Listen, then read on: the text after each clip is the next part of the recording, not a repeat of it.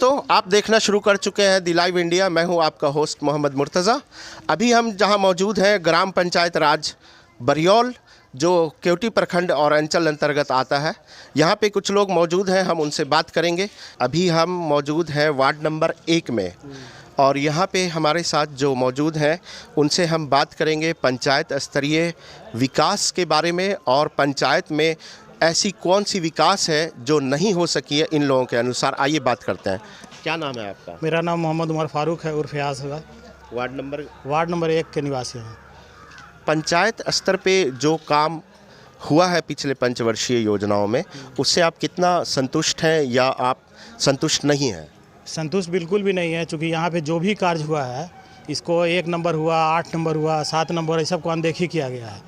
यहाँ पे जो भी काम हुआ है MLC MP के थ्रू हुआ है। बाकी जो पंचायत में मुखिया का एक जो काम होता है वो बिल्कुल भी नहीं हुआ है। मुखिया तो कभी भी इधर का आदमी किसी भी काम के लिए, कोई भी लड़का कभी भी जाता है तो उसको भगा देता है कि जाओ जाओ, तुम लोग कहाँ से आया है, तुम्हारे बाबू के नाम की छाओ। मतलब इस तरह से उसको ऐसे लगता है जैसे हेट करता है लोग को। ख़ास तौर से इस एरिया के जितने भी लड़के हैं उन लोगों को कभी कोई कैरेक्टर ही के लिए, सर्टिफिकेट के लिए गया, किसी भी चीज़ के लिए गया, उसको सीधे का सीधे भगा देता है। सीधे भगा देता है, बात करने की तो दूर की बात, भगा देता है उसको। क्या पंचायत में या डेमोक्रेसी में ऐसा ही होता है?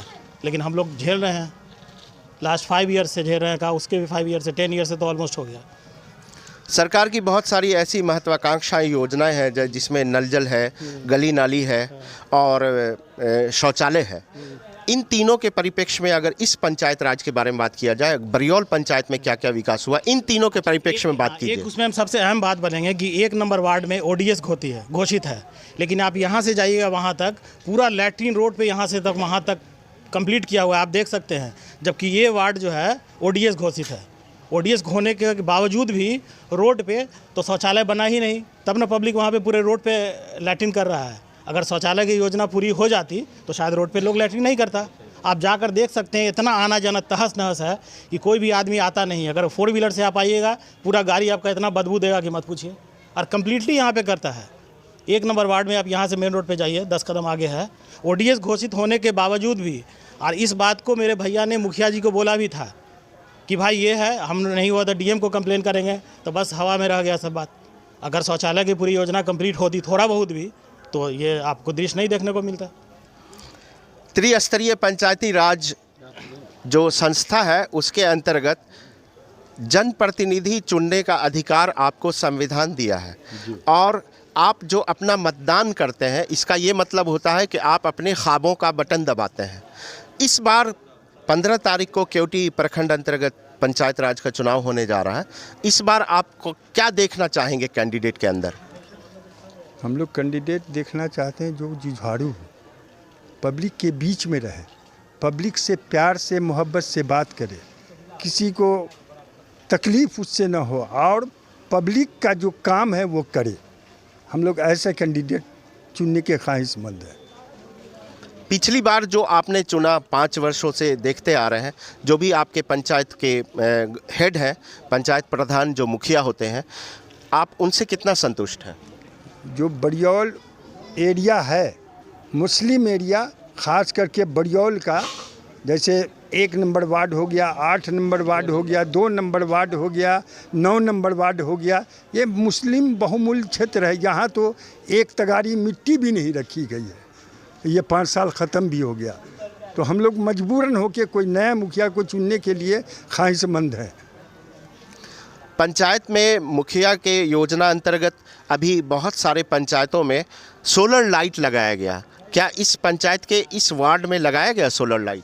हम लोग तो जानते भी नहीं हैं कि सोलर लाइट लगना है, इसलिए हमारे यहाँ इसका नाम भी नहीं है कि पंचायत में कहीं से भी लगता भी है। हमारे यहाँ किसी गली मोहल्ले में कुछ भी काम नहीं हुआ है, नाला का भी काम नहीं हुआ है, कुछ भी। नाला थोड़ा बना भी, वो ढह के गिर गया।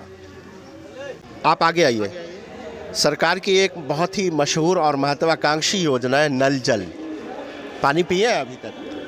जी हाँ, पानी पिया है जी। इस नल जल का ये मकसद था कि हर घर तक नल का जल उपलब्ध करवाना। क्या इस पंचायत के इस वार्ड में जहाँ पे हम अभी खड़े हैं, हर घर तक नल का जल गया हुआ है? नहीं, हमारे बरियौल में तो है जी, पानी नल जल जो है यहाँ है। किस वार्ड में आपका घर पड़ता दो है? नंबर में, 2 नंबर।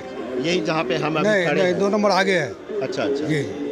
तो आपके घर में नल का जल जा रहा है? हाँ, जा रहा है जी, बिल्कुल जा रहा है। अच्छा, पंचायत में जो विकास होना था पिछले पंचवर्षीय योजना में, उस विकास से आप कितना सहमत हैं? नहीं, विकास तो जैसा होना चाहिए उस हिसाब से हम लोग के तरफ विकास हुआ नहीं है, ये बात है। क्योंकि अब जो है हम लोग को विकास की ज़रूरत है, और ख़ास करके है कि जो विकास होना चाहिए वो हुआ नहीं है। इसलिए जो है हम लोग जो है विकास पुरुष के जो है पीछे जो है अभी हैं हम लोग, कि हम लोग को जो है क्या है, क्या परिभाषा है, क्या चश्मा है आपका? विकास को आप किस नज़र से देखते हैं? विकास जैसे कि जो भी ऐसा योजना है तो वो सब की जानकारी भी जहाँ दिया नहीं जाता है कि क्या क्या मतलब कि होना चाहिए, हमें क्या क्या दिया गया है ये भी मालूम नहीं है किसी को। राशन है, पेंशन है, पंचायत स्तरीय जो योजनाएं हैं मैं बता रहा हूं आपको, राशन है, पेंशन है और इंदिरा आवास है और मनरेगा है। इसमें आप कितने योजनाओं से लाभान्वित हुए हैं? जी, पेंशन में भी पीछे है और इंदिरा आवास में भी पीछे हैं हम लोग, बहुत पीछे हैं। ये जान लीजिए कि बहुत मुश्किल एक बात है, आपसे हम जानना चाहते हैं कि प्रखंड और पंचायत के दरमियान में कुछ बिचौलिए होते हैं, उनको बिचौलिया नहीं कहा जा सकता है सरकार अनौपचारिक रूप से, कि वो प्रखंड का काम, प्रखंड मुख्यालय तक जो लोग पहुंचने में असमर्थ रहते हैं वो काम वो करवाते हैं। तो ये जो वार्ड है, ये जो पंचायत है, इसमें ऐसे कितने लोग हैं जो सक्रिय हैं?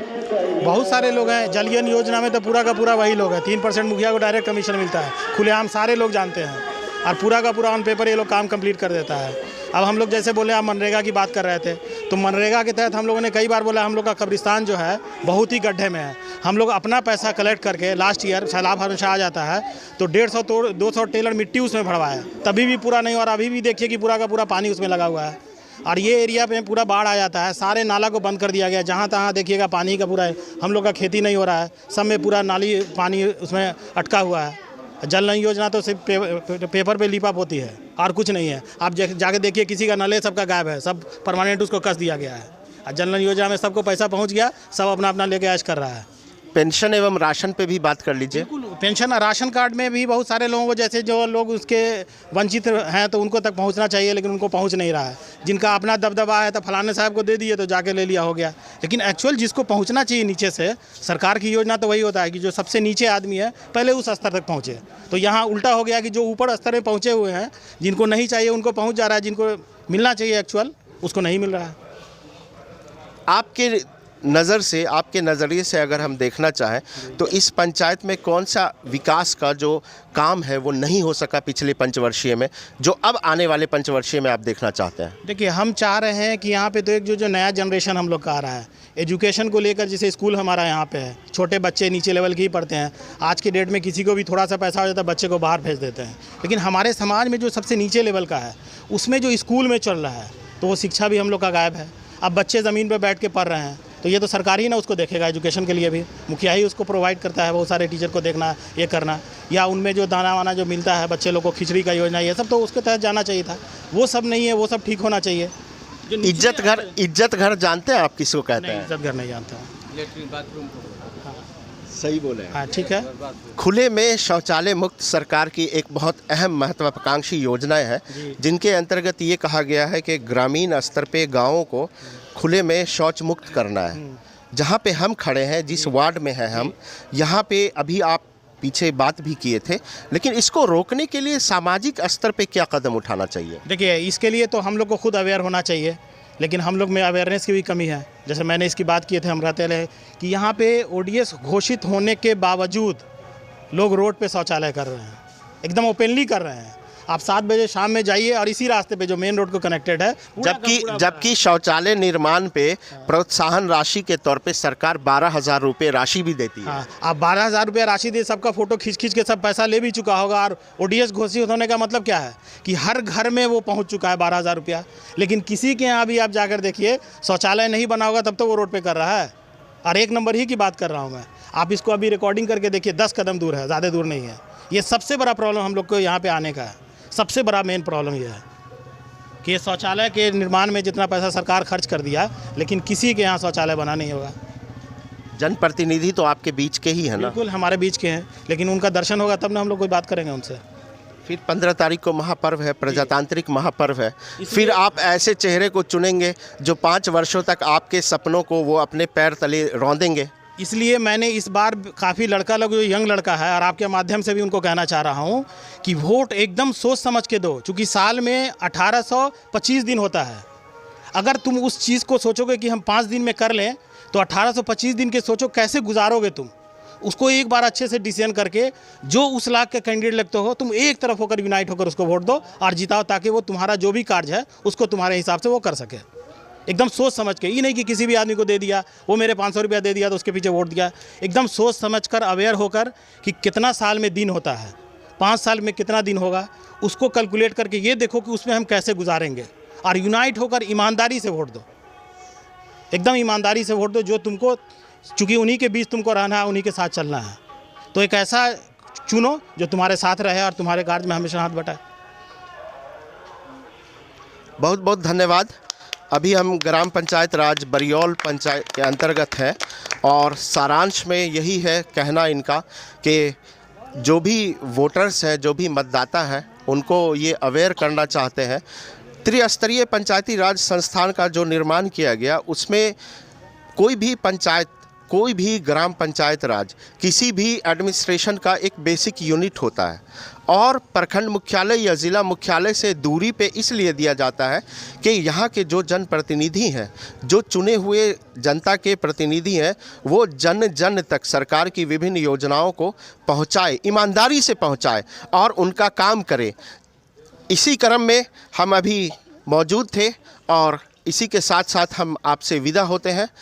हम फिर अगली बार इसी क्रम में किसी और पंचायत में आपको लेकर चलेंगे। धन्यवाद आपका बहुत बहुत लाइव इंडिया देखने के लिए।